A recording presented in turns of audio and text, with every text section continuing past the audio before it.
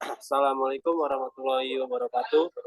Kami dari kelompok 1 ingin mempresentasikan hasil diskusi kami tentang komunikasi data.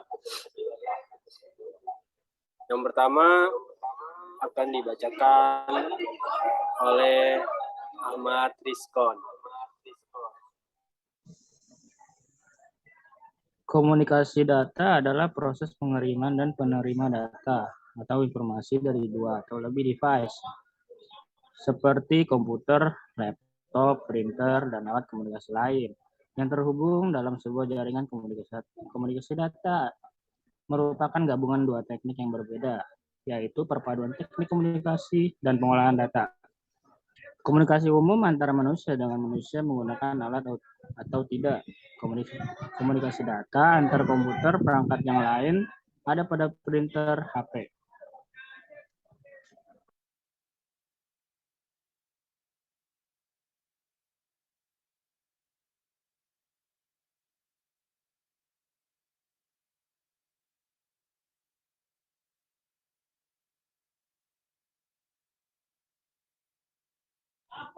Nah, ini contoh gambar model komunikasi data secara umum, yaitu ada sumber, pengirim, lalu sistem transmisi, penerima, dan terakhir tujuan.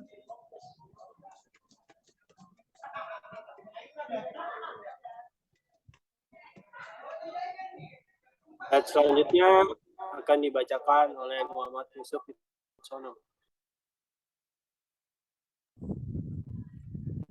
Komponen komunikasi data. Ada pengirim perangkat yang mengirim data, penerima perangkat yang menerima data, informasi yang akan dikomunikasikan, media pengirim, media atau perantara yang digunakan untuk melakukan pengirim data. Protokol, aturan-aturan yang berfungsi sebagai penglaras hubungan.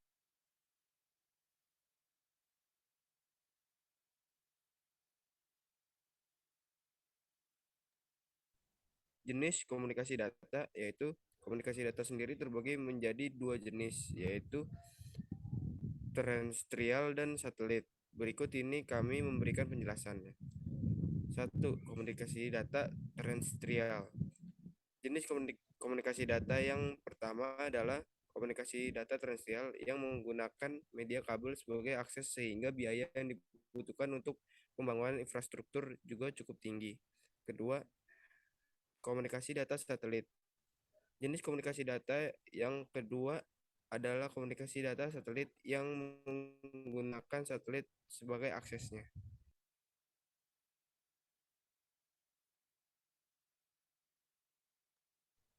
Ya, ini fungsi komunikasi data.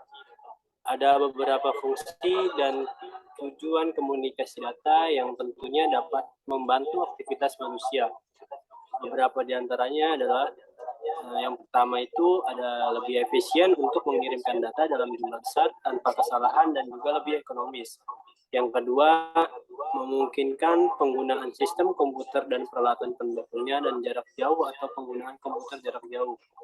Yang ketiga, mendukung manajemen masalah kontrol karena memungkinkan penggunaan sistem komputer terpusat atau tersebar. Yang keempat, memungkinkan orang dan bisnis memiliki lokasi geografis yang berbeda untuk berkomunikasi satu sama lain. Yang kelima, memungkinkan pengolahan data dan pengelolaan data pada berbagai sistem komputer dapat terjadi. Ini kelebihan komunikasi data. Yang pertama itu memungkinkan kita untuk mengirim data dalam jumlah yang besar tanpa ada kesalahan dan ekonomis dari suatu tempat yang lain. Yang kedua, memungkinkan penggunaan komputer secara terpusat maupun secara tersebar sehingga mendukung manajemen dalam hal kontrol baik dari desentralisasi maupun sentralisasi.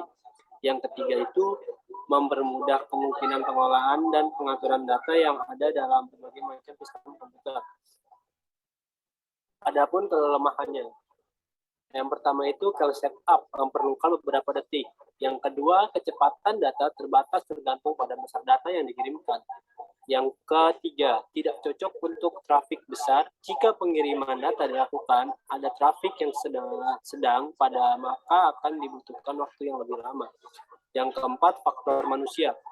Manusia atau brainware merupakan perancang, pencipta sekaligus pengguna sistem. Faktor manusia merupakan faktor yang sangat dominan dan menentukan lancar atau tidaknya sistem.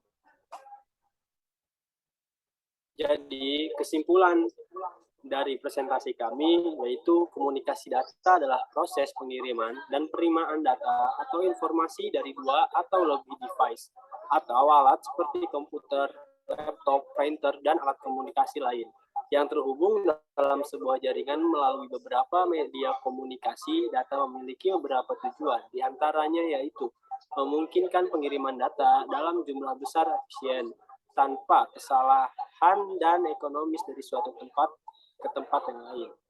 Memungkinkan penggunaan sistem komputer dan peralatan pendukung dari jarak jauh atau remote computers. Memungkinkan penggunaan komputer secara terpusat maupun secara tersebar sehingga mendukung manajemen dalam hal kontrol, baik desentralisasi dan sentralisasi. Cukup sekian presentasi dari kami. Assalamualaikum warahmatullahi wabarakatuh.